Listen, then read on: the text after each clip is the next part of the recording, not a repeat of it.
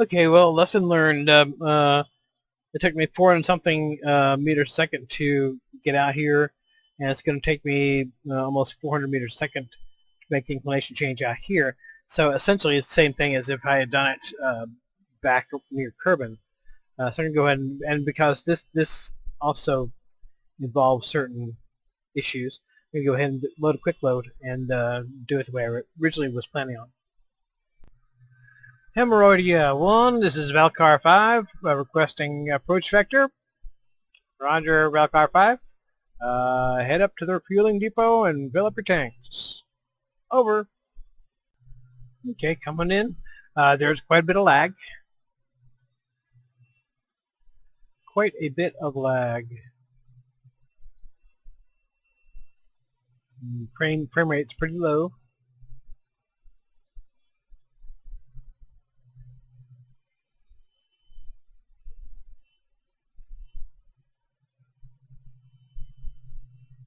I realize I am not quite on target, but I'm just hoping to warp in a little bit before I have to do any fine-tuning.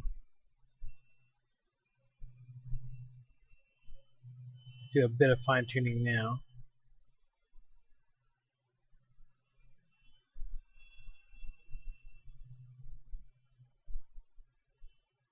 And the lag is a real thing. It's a thing. And this thing turning not very quickly is a thing too,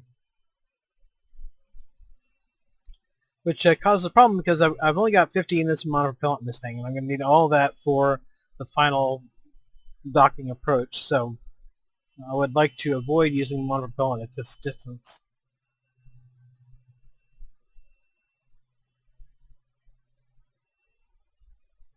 Okay.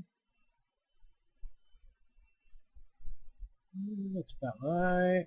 Stop right there.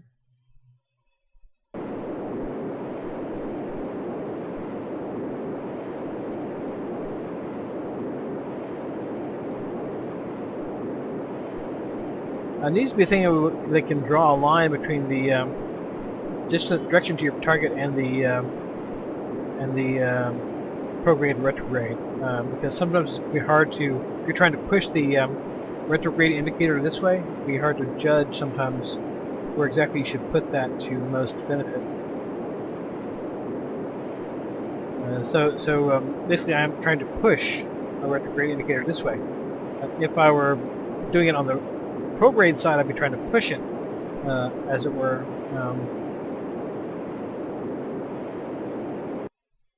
It can be difficult, however, to judge exactly where you are behind that.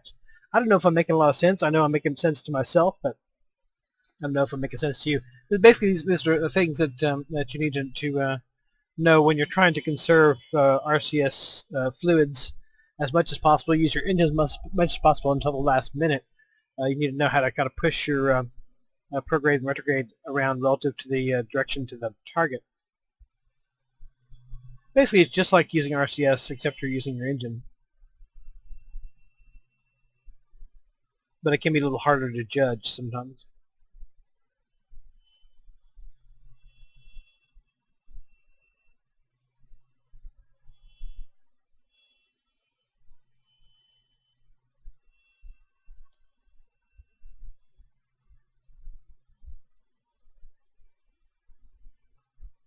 Okay.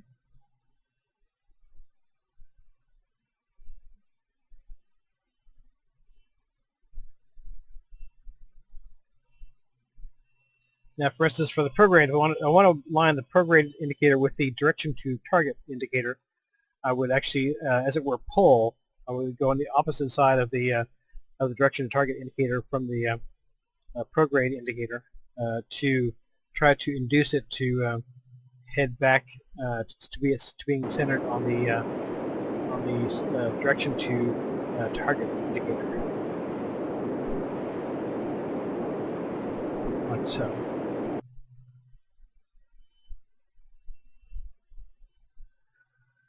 And unfortunately, without RCS, this thing is kind of moves a bit like a manatee, or at least like a larger sea mammal than a dolphin. Um, Dolphins would be more of a agile and playful version of what this is. This is maybe like a, I don't know, narwhal or something.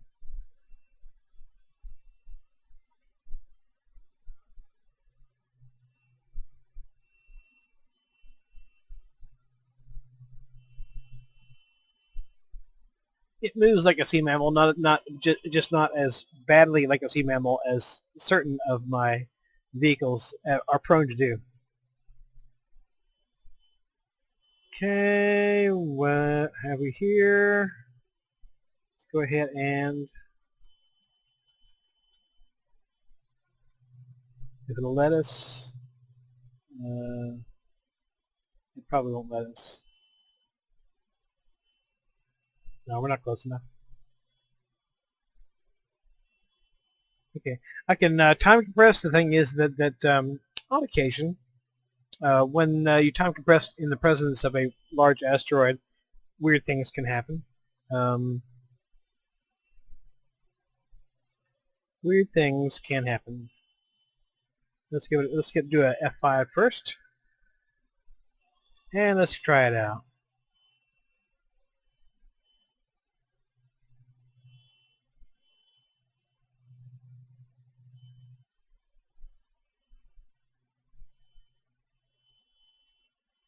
All right. A little bit more warp, perhaps. Perhaps not.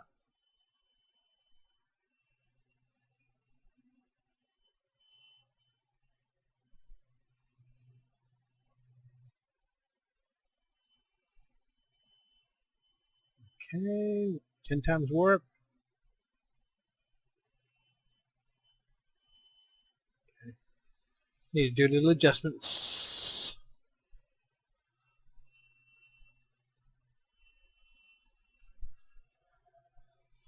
In this case, I don't really want to change my speed, the velocity at which I'm approaching the target that much, so I'm going to go way over here until the prograde indicator basically disappears. I sort of remember where it used to be.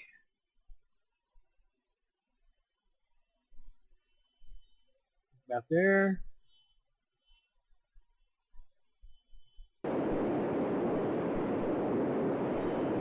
And see the prograde indicator gets lined up.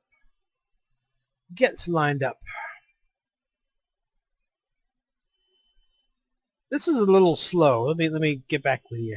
Let me get back to you.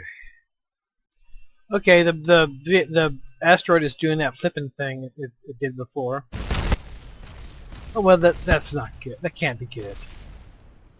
What the fuck? I can see the explosions and shit. God damn it! Shit blew up. Why? Why? Okay, F9.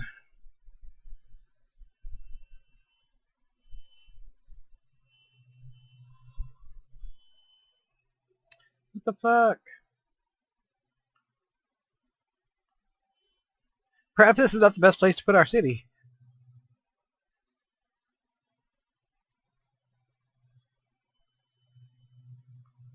Okay, what I'm going to do is I'm going to go ahead and exit out of here, go back to the space center, and go back here and see if I can get things to process a little more smoothly. Okay, evidently I can't time compress at this point because when I do that, it just behaves completely weirdly. Just absolutely bizarre.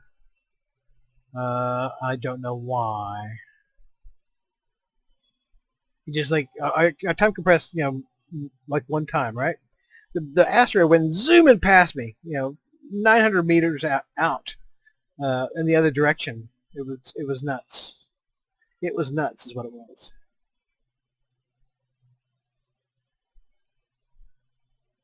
Yeah. Okay, that's not working.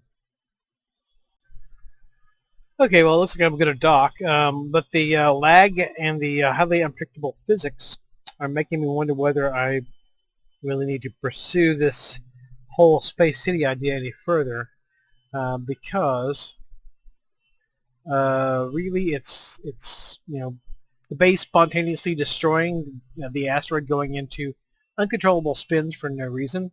It says to me that's probably not the best spot to be building a space city on.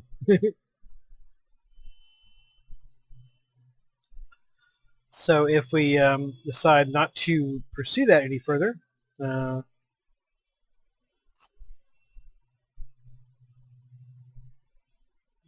okay, we have to figure out what we're going to do next. We could build up Minmus a little more,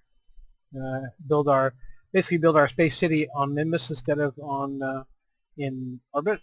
Um, and actually, this very same space plane could probably do fine in that respect, because it's the amount of fuel it took to get to this inclination probably the same as it would take to get to Minmus. So we could do that. We could build up more infrastructure on Minmus, or we could just go out to the planets. I'm somewhat hesitant to get involved in a long, prolonged interplanetary journey. They can take a long time. Of course, this took a long time as well.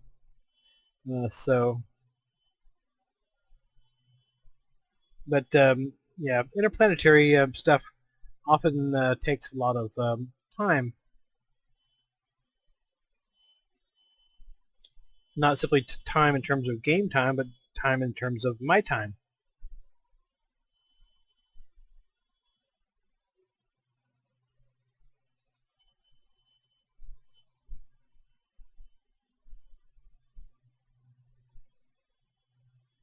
Okay. Come on.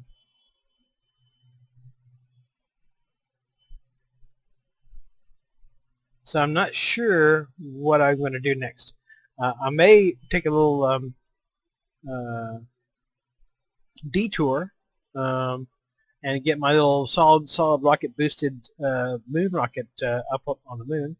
Because I got somebody on the moon right now. I got Bob Kerbin on the moon right now. I've not brought him back. So one thing I could probably do on off screen is clear up some of my unresolved missions. I have a number of guys just kind of floating around in experimental vehicles of one sort or another that I wanted to test out. I didn't go through quite all the process of bringing them home or anything.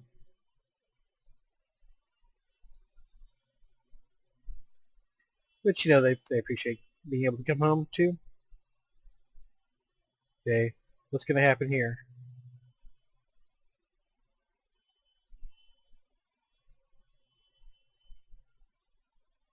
What do we got?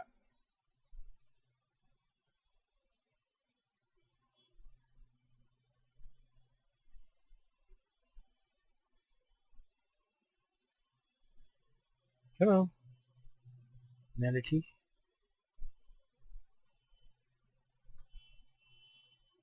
I'm not quite lining up.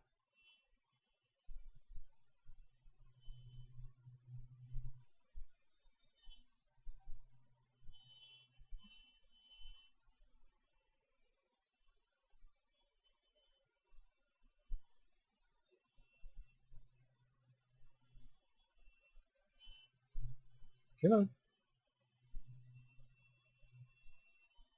on. Manatee love.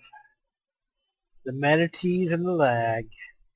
I turned off crash damage, and I turned off breaking joints because I figured I didn't need anything I could do to keep the whole base from spontaneously dissolving into its component quarks was probably a good idea. So,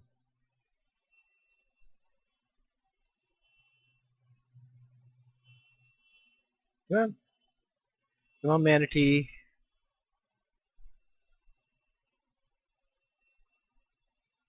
Manatee love.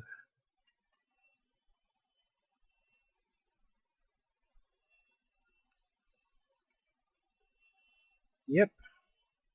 Carrying on with that manatee lovemaking. Not sure what's up with that.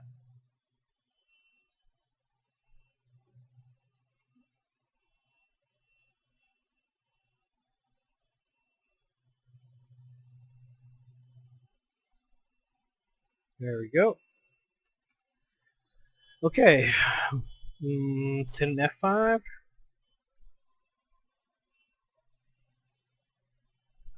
Okay, we got this biatch up here. Now, I am not going to be adding on to this anymore because it's clear that it's not able to handle what it's got now.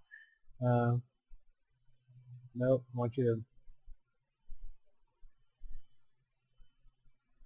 Not sure why I didn't extend those panels.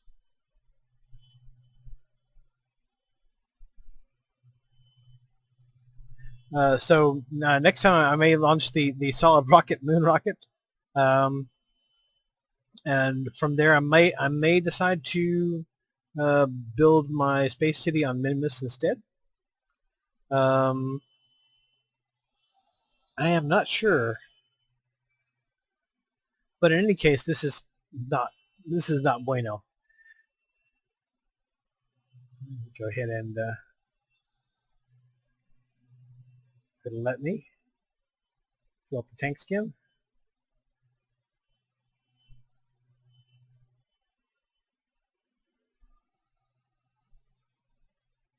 You don't need to see this. Okay, might as well get at least one of these brave souls that have come out here to be killed by the angry asteroid out just for the sake of drama.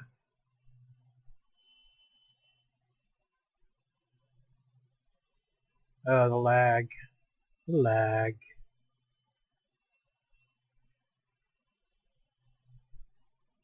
Yeah, the lag is a real thing.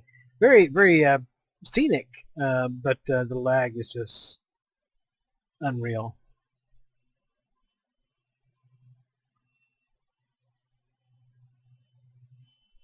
The lag is a thing. I'm starting to like that space plane, though. Okay, I probably can't pop it up in here. Liking the space plane. I want to do something with that. Something more with that at some point. But in terms of taking trips up here, it's just too much lag, too much hassle. So I'm afraid Space City is going to be sort of nipped in the bud. Nipped in the bud. We can do a version of it on Minimus, if we so desire. Yeah, we is a euphemism, if I so desire, yeah. Let's see. I think probably my next episode, I'm going to go ahead and take a little detour and launch my solid rocket moon rocket just for grins, just because it's fun, easy to do. Unlike all this bullshit. Easy to do, unlike all this bullshit.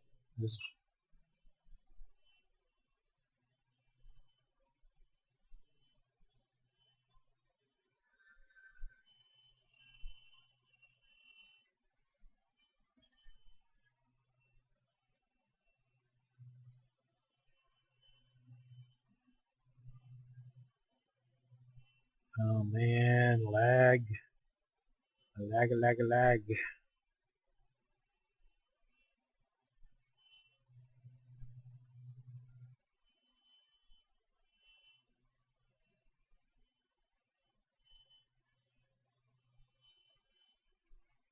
mean, it's all very cool and very awe-inspiring, but also very laggy and very buggy.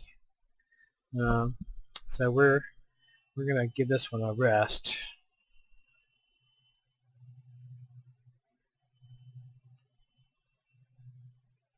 Which is a shame because asteroids are sort of one of my favorite space-related things.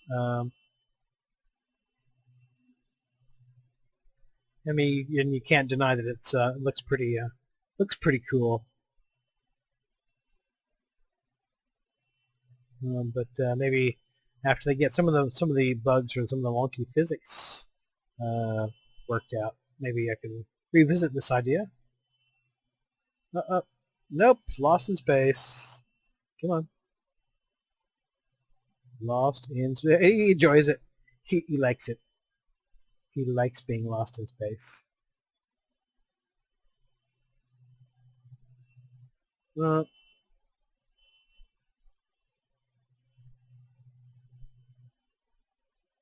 mean, as far as picturesque goes, you can't get much better than that. But fortunately, very laggy, very buggy, very much a pain in my ass sometimes. So we're gonna try some other things. Okay, where's the port? Down there.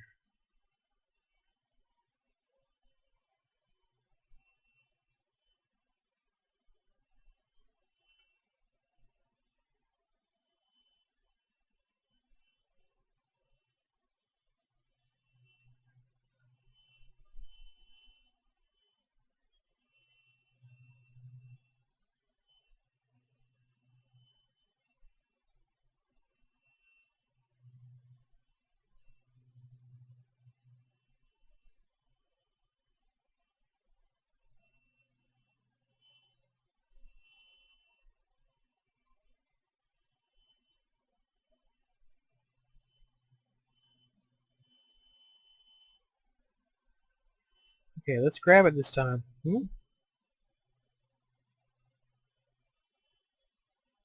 Nope, he did not. Yes, and he's off doing another joyride. Bunk. Okay. Maybe I'll put you in a different one. How about that? How are we doing for jetpack fuel?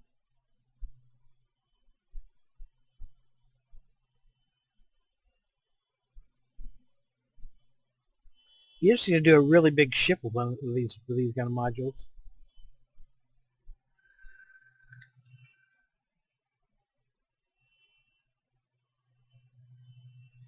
Okay, come on. Get your ass in the module, please.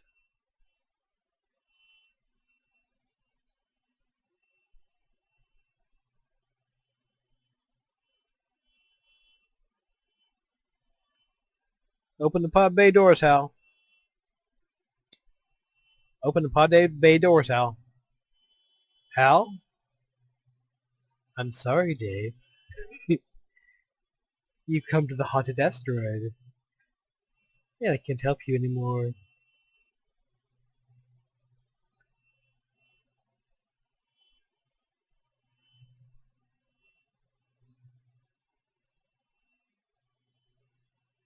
Okay, come on. Up.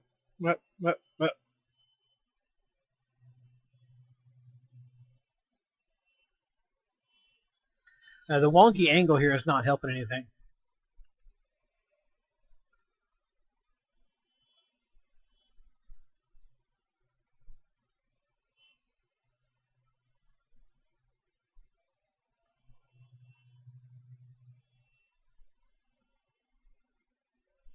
Nope, wrong way. Okay, open the fucking pod bay doors, Hal. Or I will rip you apart circuit by circuit.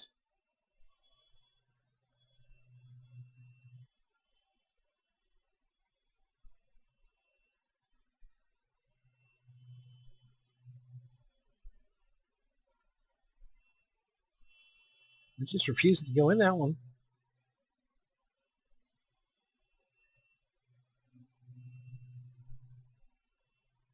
Come on.